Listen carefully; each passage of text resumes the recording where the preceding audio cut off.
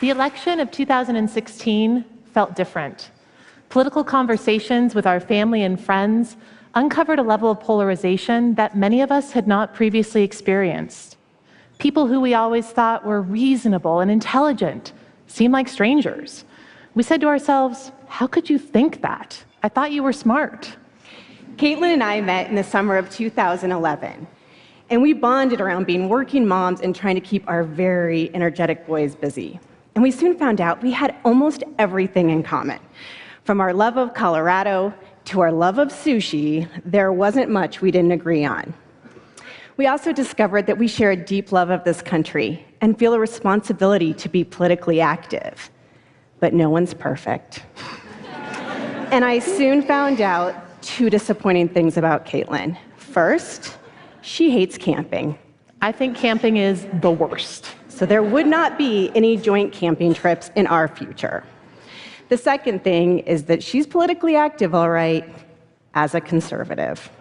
I may hate camping, but I love politics. I listen to conservative talk radio just about every day, and I volunteered for a few different conservative political campaigns. And I'd say I'm a little to the left, like all the way to the left. I've always been interested in politics. I was a political science major, and I worked as a community organizer and on a congressional campaign. So as Lauren and I were getting to know each other, it was right in the middle of that 2012 presidential campaign. And most of our early political conversations were really just based in jokes and pranks. So as an example, I would change Lauren's computer screensaver to a picture of Mitt Romney, or she would put an Obama campaign magnet on the back of my car. Car, not minivan. But over time, those conversations grew more serious and really became a core of our friendship. And somewhere along the line, we decided we didn't want to have any topic be off limits for discussion, even if those topics pushed us way outside of our friendship comfort zone. And so most of us, political conversations are a zero-sum game. There's a winner and there's a loser. We go for the attack when we spot a weakness in someone's argument. And here's the important part. We tend to take every comment or opinion that's expressed as a personal affront to our own values and beliefs. But what if we change the way we think about these conversations? What if, in these heated moments, we chose dialogue over debate? When we engage in dialogue, we flip the script. We replace our ego and our desire to win with curiosity, empathy, and a desire to learn. Instead of coming from a place of judgment, we are genuinely interested in the other person's experiences, their values, and their concerns. You make it sound so simple, Lauren. But getting to that place of true dialogue is hard, especially when we're talking about politics. It is so easy to get emotionally fired up about issues that we're passionate about. And we can let our ego get in the way of truly hearing the other person's perspective. And in this crazy political climate we're in right now, unfortunately, we're seeing an extreme result of those heated political conversations to the point where people are willing to walk away from their relationships. In fact, Rasmussen released a poll earlier this year that said 40% of people reported that the 2016 election negatively impacted a personal relationship. And the Journal of Cognitive Neuroscience tells us that people tend to feel their way to their beliefs rather than using reasoning, and that when reason and emotion collide, it's emotion that invariably wins. So no wonder it's hard to talk about these issues. And look, we're just two regular friends who happen to think very differently about politics and the role the government should play in our lives. And I know we were all taught not to talk about politics because it's not polite, but we need to be able to talk about it because it's important to us and it's a part of who we are. We have chosen to avoid political debate and instead engage in dialogue in order to maintain what we fondly call our bipartisan friendship. And this election and all of the craziness that has followed has given us several opportunities to practice this skill. Let's start with January and the Women's March. At this point, you can probably guess which one of us participated. Oh, the Women's March. I was annoyed and irritated that entire day, really because of two things. Number one, the name. Women's March. As a conservative woman, the march's platform of issues didn't represent me, and that's okay. But hearing it talked about as this demonstration of sisterhood and solidarity for all women didn't ring true for me. The other piece was the timing of the event, the fact that it was the day after the presidential inauguration. It felt like we weren't even giving the new administration to actually do anything, good or bad, before people felt the need to demonstrate against it. And under normal circumstances, I would agree with Caitlin. I think an administration does deserve the benefit of the doubt. But in this case, I was marching to show my concern that a man with such a poor track record with women and other groups had been elected as president. I had to be part of the collective voice that wanted to send a clear message to the new president that we did not accept or condone his behavior or rhetoric during the election. So, I'm already feeling kind of aggravated. And then I see this Facebook from Lauren pop up in my social media feed. Seeing Lauren's sons at the march and holding signs took it to a new level for me, and not in a good way. Because I know these boys, I love these boys, and I just didn't feel like they were old enough to understand what the march stood for. I didn't understand why Lauren would choose to have them participate in that way, and I assumed it wasn't a choice that the boys made for themselves. But I also know Lauren. You're an incredible mom who would never exploit your boys in any way. So I had to stop and check myself. I had a decision to make. I could take the easy way out and just choose not to say anything to her, and instead just kind of simmer in my frustration. Or I could ask her to learn more about her motivations. And I shared with Caitlin that we actually started talking about the march weeks before we participated. And my boys were curious as to why the event was being organized, and this led to some very interesting family conversations. We talked about how in this country we have the right and the privilege to demonstrate against something we don't agree with. And my husband shared with them why he thought it was so important that men joined the Women's March. But the most significant reason we marched as a family is that it was a way for us to honor my parents' legacy.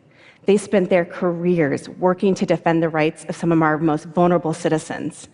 And they passed these values down to me and my brother, and we want to do the same with our sons. After talking to Lauren, I really understood not only why she felt it was so important to march, but why she had her boys with her. And frankly, my assumptions were wrong. It was the boys who wanted to march after they talked about the issues as a family. But what's most important about this example is to think about the alternative. Had Lauren and I not talked about it, I would have been annoyed with her. And it could have resulted in an undercurrent of disrespect in our friendship. But by asking Lauren questions, it allowed us to use dialogue to get to a place of true understanding. Now, to be clear, our conversation didn't really change my mind about how I felt about the march, but it absolutely changed my thinking around why she brought her boys with her. And for both of us, that dialogue allowed us to understand each other's perspective about the Women's March, even though we disagreed. The second topic that challenged our ability to engage in dialogue was around my need to understand how Caitlin could vote for Trump.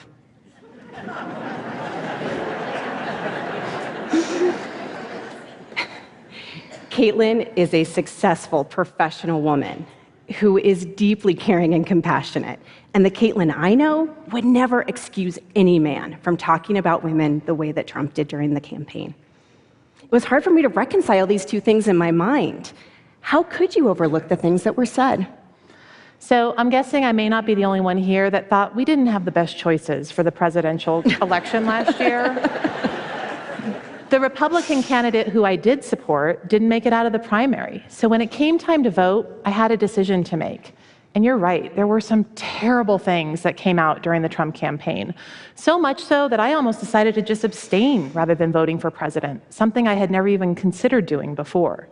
But ultimately, I did vote for Donald Trump. And for me, it was really a vote for party over person, especially recognizing how important that presidential pick is on influencing our judicial branch. But I shared with Lauren, it was a decision I really wrestled with and not one that I made lightly. And so after our conversation, I was struck by a few things. First, I had fallen victim to my own confirmation bias. Because of my strong feelings about Trump, I had given all Trump voters the same attributes, and none of them forgiving. But knowing Caitlin, I started to ask questions.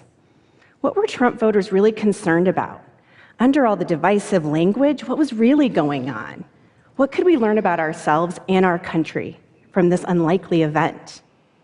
I also learned that we shared a deep disappointment in this election and that we have growing concerns about our two-party political system. But the most important thing about this conversation is that it happened at all. Without an open and honest dialogue between the two of us, this election would have been the elephant in the room for the next 4 years, pun intended.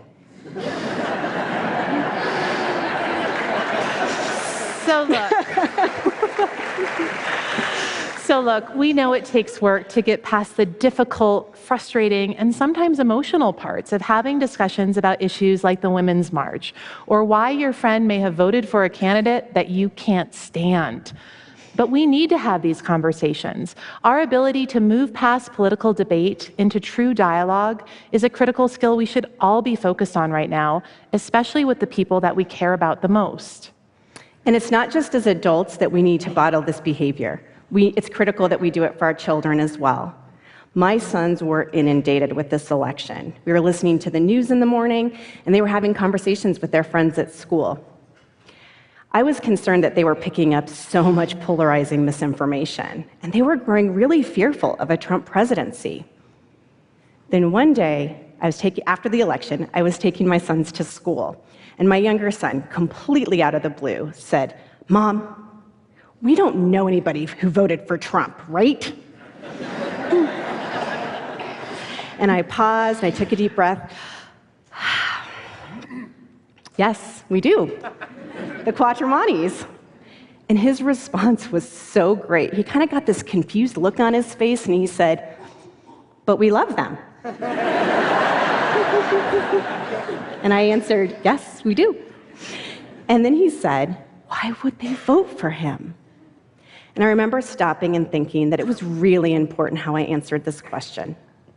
Somehow, I had to honor our own family values and show respect for our friends.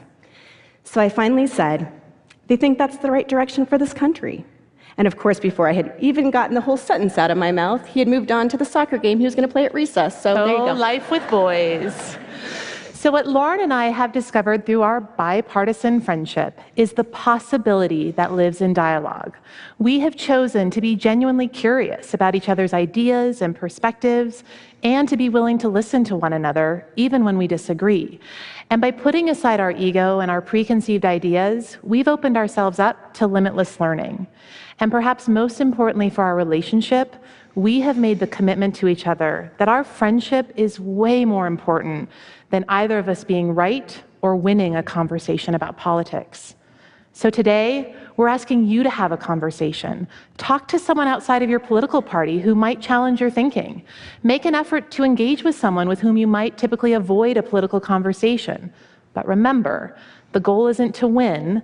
The goal is to listen and to understand and to be open to learning something new. So let's go back to election night. As the polls were closing and it became clear that Trump was going to be our new president, I was devastated. I was sad, I was confused, and I'll be honest, I was angry. And then just before midnight, I received this text message from Caitlin.